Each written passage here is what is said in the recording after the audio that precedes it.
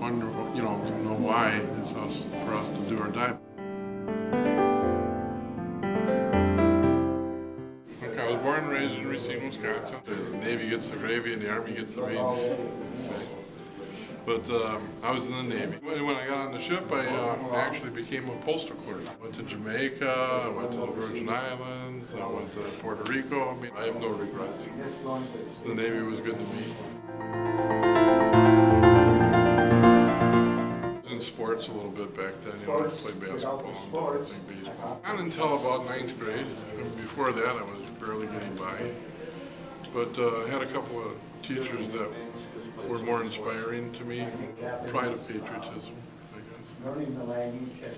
So American history was always important to me. It showed us how much better our country really is. And you realize this is the greatest experiment. Graduated from Park High School, Washington Park High School. And I went to Gateway Technical School in Kenosha, and I took police science class, and I went for a short time in Whitewater. Then I realized that financially I just couldn't do all of this, so I joined the Navy. My dad was in the Army Air Corps, because we were brought to respect the flag in our country. My mother was, of course, apprehensive. My father had been in the military. He was in World War II, so he was more understanding of it. But I know my mother was very nervous, of course. Just don't volunteer for anything. Tom joined the Navy in 1969. He was at Arms Training Camp at Camp Pendleton Marine Corps Base, training to go to Vietnam. Soon he was told that he would not be going to Vietnam. This was a bit of a relief for him, but mostly a disappointment. He was already trained and ready to go. He was excited for the camaraderie with other soldiers and wanted to go for his friends and family that had been lost in the war. Tom ended up going on a ship out of Norfolk, Virginia, as a postal clerk. He ran the post office, sorting mail, handing it out, and selling stamps. He spent his time in Cuba, Jamaica, Virgin Islands, and Puerto Rico. He spent 1970 and 1971 on active duty. Once while Tom was in Cuba, he was horseback riding and looked up to see a Cuban soldier pointing a gun straight at him. He didn't know what to do. This was the most frightening thing that had happened to him during the time he served. He often saw Soviet ships going around them. This was also very frightening. On October 16, 1962, President Kennedy found out that the world was the closest it had ever been to a nuclear war, and he was in the middle of it.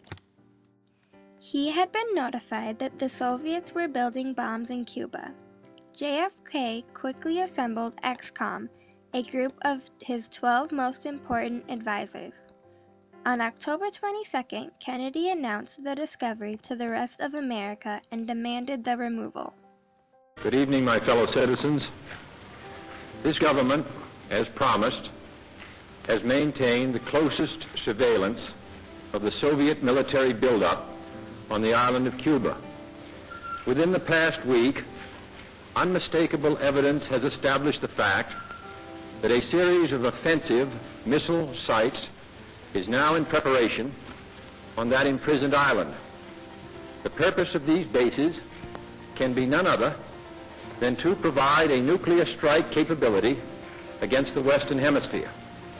Only last Thursday, as evidence of this rapid offensive buildup was already in my hand, Soviet Foreign Minister Gromyko told me in my office that he was instructed to make it clear once again, as he said his government had already done, that Soviet assistance to Cuba, and I quote, pursued solely the purpose of contributing to the defense capabilities of Cuba, unquote.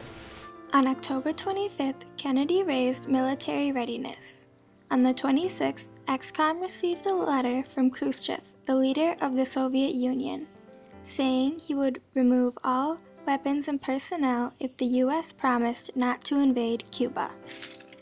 Before Kennedy had even responded, on the 27th, a U.S. plane was shot out of the sky over Cuba. XCOM then got a letter from Khrushchev saying they would only remove the bombs in Cuba if the U.S. removed their bombs in Turkey. President Kennedy contacted the Soviet ambassador to tell him of our agreement with the first letter, saying he would not have U.S. troops invade Cuba. Although Kennedy denied the second letter, on October 28th, Khrushchev announced that he was dismantling the bombs because he trusted that America would not invade Cuba. This crisis and Cuba's aid from the Soviet Union are some of the reasons why soldiers like Tom have been stationed in or near Cuba.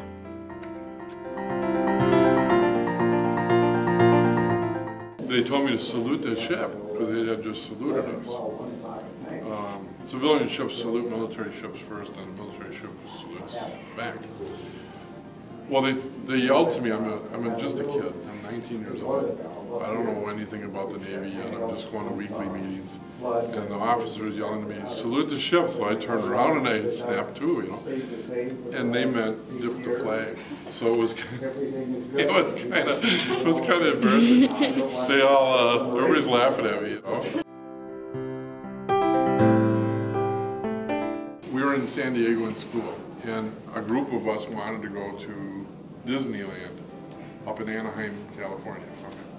So one guy says to us, one of us four, says, why don't we chip in, we'll rent a car. And I went, wait a minute, why would we rent a car? The Navy has all of those little gray Jeeps. And he goes, well, how are we going to get a Jeep? I said, well, go check one out. So I went and signed and said, well, I asked them guys if they knew a Captain Stivic, because I saw his name on the door in one of the training buildings. So do you know, in the Navy, a captain is like a colonel in the Army, full bird, military brass. So I said, you guys know Captain Stivic? They said, yeah. And I said, well, I'm here to pick up a Jeep for the weekend. Now, I didn't say for him, did I? No. No. I just asked them if they knew him, and I'm here to pick up a Jeep for the weekend. So they said, yeah, we'll get a Jeep ready. When most people think of the military, they usually think of combat. While combat is a very important part, there are many other jobs in the military that are just as important. There are nearly 100 different jobs just on a Navy ship. These jobs consist of many things, from air traffic control to utilities men. Some require much more knowledge than others, but they are still of the same importance. Without all these men doing these odd jobs, the ship would not run smoothly, if at all. Not all of the jobs are physical. Some people work with writing or computers. There are journalists on the ships to record what happens. Tom was a postal clerk. This means he was in charge of the ship's postal system. This was a very important job because it was one of the ways that the people on the ship were able to connect with the outside world. So, although most people hear more about combat than the other jobs, when someone is in the military, there are many other jobs that are just as important.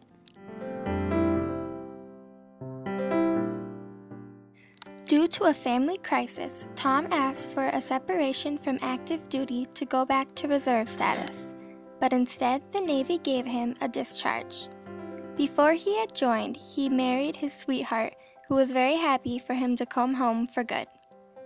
For a while, he kept in touch with his fellow vets, but soon lost contact.